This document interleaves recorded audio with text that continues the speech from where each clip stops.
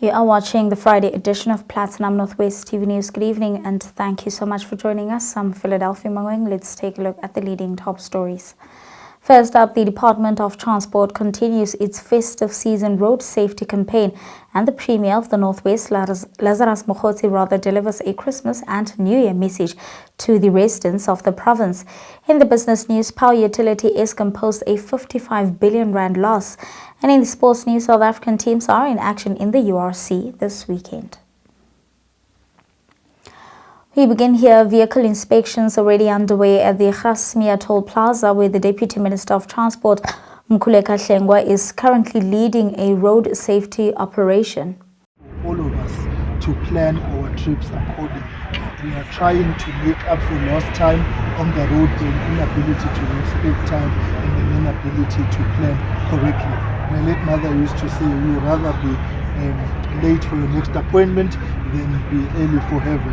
For the not so righteous, of course, that earliness takes you straight to hell. And so we are really saying to all of us, let us plan correctly. There's too much speeding and impatience on the road because people are simply rushing to get to where they need to get to because they've not left home on time. So the sixth aspect is around the entertainment industry.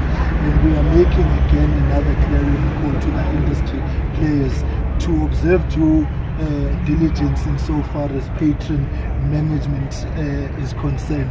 Don't allow patrons to leave and get into vehicles drinking and having drunk and then to drive. And that is why we are also focusing on ensuring that people must have designated drivers. Let's have that conversation, the ones who will not drink and drive. So there's also a responsibility around what the entertainment industry does, the concerts that will be held, the festivals, and so on. So we are really here today with the MEC, and I'm sure you've already spoken to. Our message is the same, we're singing from the same hymn sheet.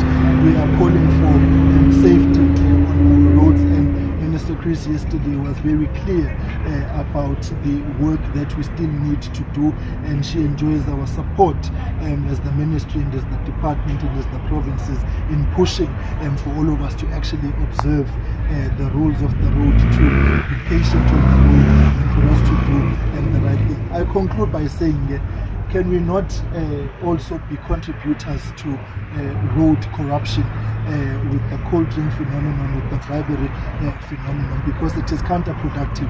You're not helping the traffic law enforcement officers, you're not helping yourself.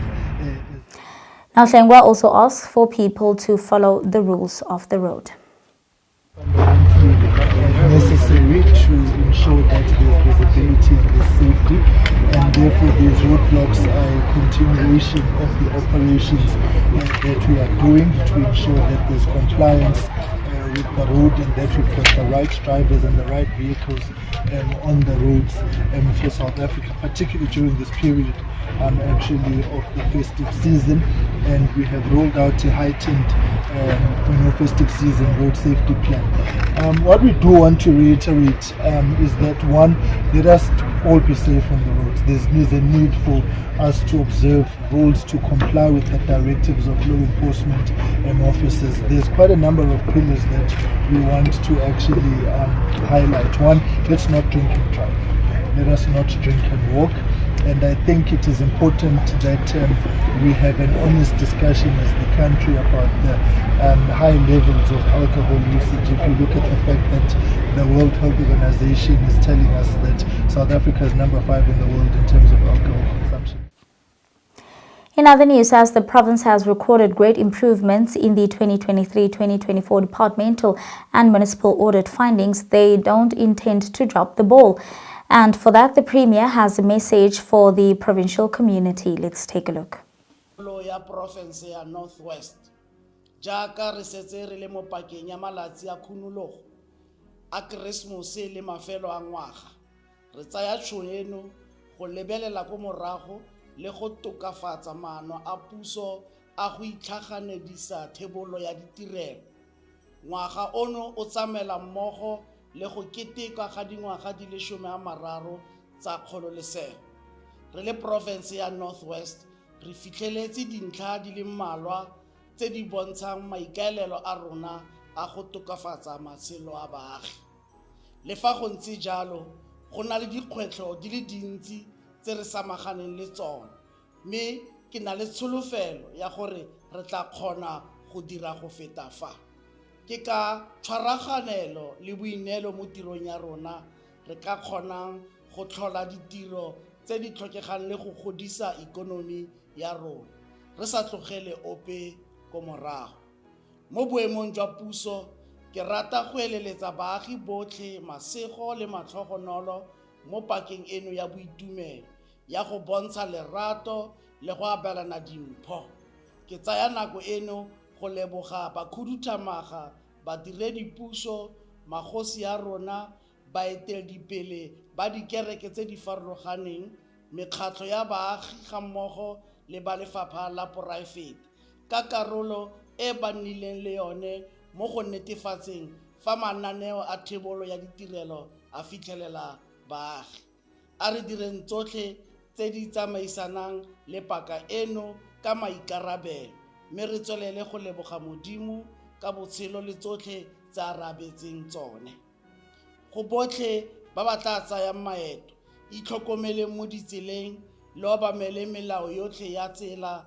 Ke lo eleletsa malatsi a monate a khunologo, Keresemose e edileng le tsotlhe tse di molemo mo ngwageng o mošwa wa 2025.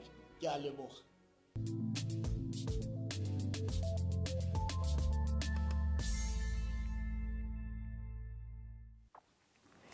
In more news, Major General Asaneng, Deputy Commissioner in the Northwest Province, is not sending criminals any holiday cheer this Christmas. Instead, he is focused on hunting them down through intensive stop and search operations. He has reported multiple arrests, including those of illegal foreign nationals and the illegal mining. Now, Major General vowed that communities will be safe during this festive season. He says this will be ensured by the Department of Additional Police Officers. Here's the message from the SAPS and CPF in the province.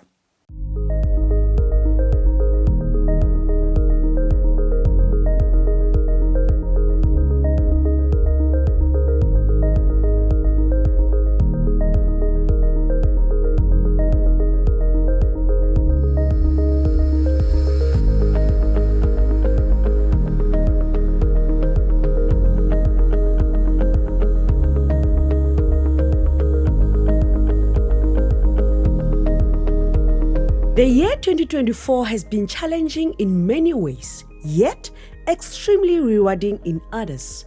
As we get ready to put 2024 to bed, members of the community are encouraged to continue supporting the police in creating safer communities this festive. The South African Police Services and Community Policing Forum in the Northwest has this message for all the communities in the province.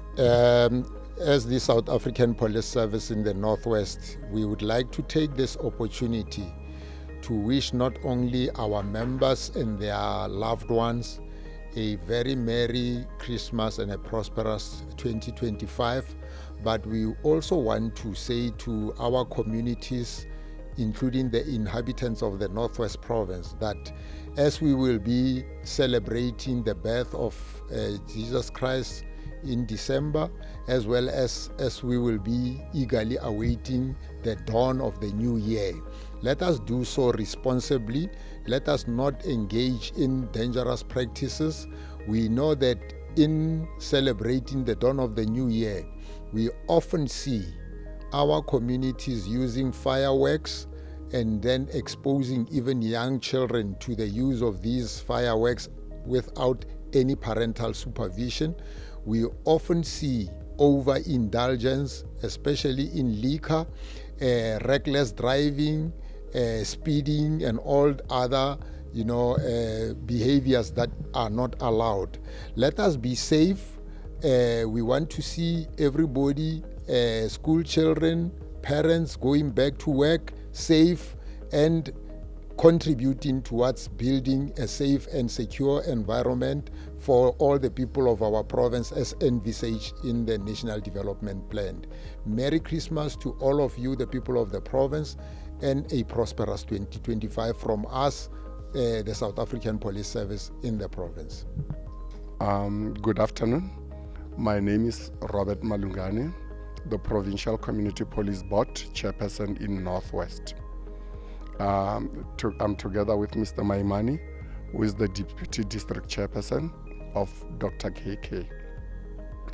I'll start with how are we going to interact with the communities during this festive season.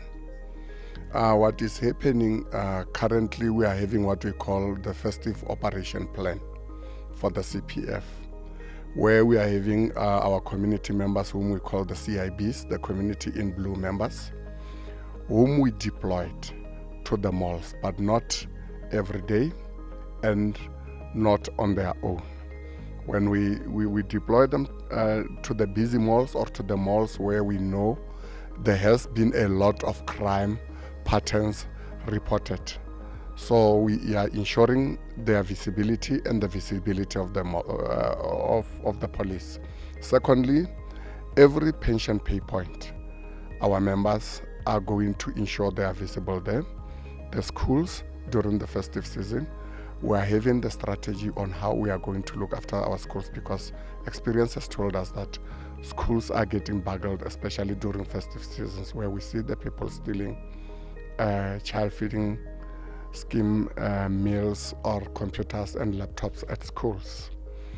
Thirdly, is that our members are also going not to be working on a particular place, and we are also urging our community members to ensure that they work with the CPF and the police to ensure that everybody is safe on this particular festive season. Lastly, is our message to our communities is that we urge them not to withdraw lump sums. When they go to the shops, let them use their bank cards, and the Stokvel people, also this thing of withdrawing lump sum is creating a problem for everybody in the province. We also urge them that if they can't do the EFTs to their members, let them go to the banks. The banks can assist them in making sure that they share their dividends via EFT rather than moving around with bulk cash. Thank you. Platinum Northwest TV also wishes you a safer festive season. Moving on to international news now, French President Emmanuel Macron on Friday thanked Gisele Pelicot, the woman who was drugged and raped for a decade by her now ex-husband and strangers he enlisted online for the strength and poise she showed during a trial that shocked the world. Now 72-year-old Pelicot became a hero in France and abroad after she waived her right to a closed trial, insisting the shame should trade sides from the rape victims to perpetrators. Her husband of decades, Dominique Pelicot, had admitted to drugging her for almost a decade so that he and strangers he recruited online could rape her. He was found guilty by a court in the southern city of Avignon on Thursday and jailed for 20 years. Now, his 50 co-defendants, dubbed ordinary men during the trial as they came from all walks of French life, were also all found guilty and handed sentences of between 3 and 15 years. With that, let's take a look now at the business news. In the business news, reporting months after the legislated deadline, Eskom on Thursday reported an eye-watering 55 billion rand loss and qualified audit outcome for the financial year that ended the 31st of March 2024. Eskom reported a pre-tax loss of 25.5 billion rand compared to the 34.6 billion in the previous financial year, due to the write-back of a deferred tax asset necessitated by the unbundling of the National Transmission Company of South Africa. The after-tax loss increased to 55 billion rand, more than double the previous year's of 26.1 billion rand. This is, however, an accounting matter and does not reflect on any cash flow. Revenue amounted to 295.8 billion rand, and in 2023 it was 259.5 billion rand, which is an increase of about 14%. This is lower than the 18% increase in the tariffs in the same period because sales dropped by 3%. The diesel bill is 12 billion rand lower, and Eskom projects a return to profitability to the tune of 10 billion rand for the full year. Energy regulator NERSA is currently considering Eskom's application for a tariff increase of 36% next year, 12% the following year, and 9% in 2027-2028. And that's all from the business news. Up next, we wrap up with your sports.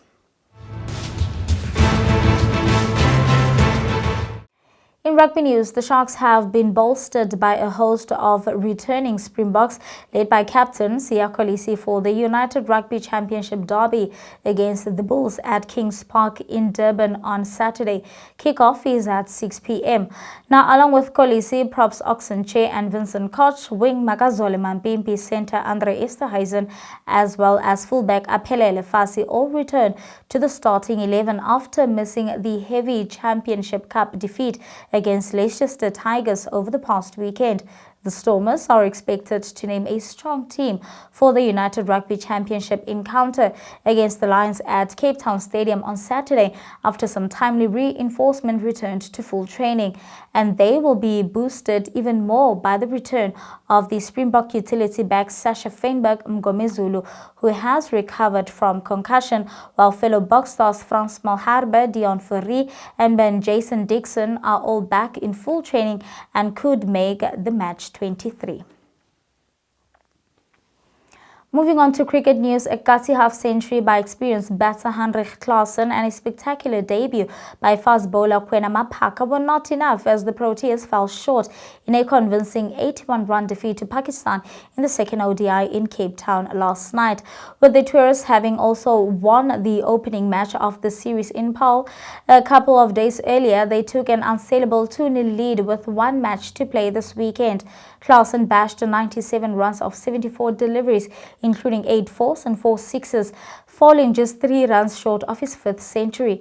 Maphaka was superb on his debut, with the 18-year-old speedster taking 4 for 72. It was sufficient in the end to lay the foundation for a convincing victory and a series win as Pakistan hit back from a 2-0 defeat in the preceding T20 International Series. The third and final ODI between South Africa and Pakistan will be played at the Wanderers on Sunday. And that's where we're going to have to leave it for this week. Thank you so much for watching. Have a blessed weekend. Good night and take care.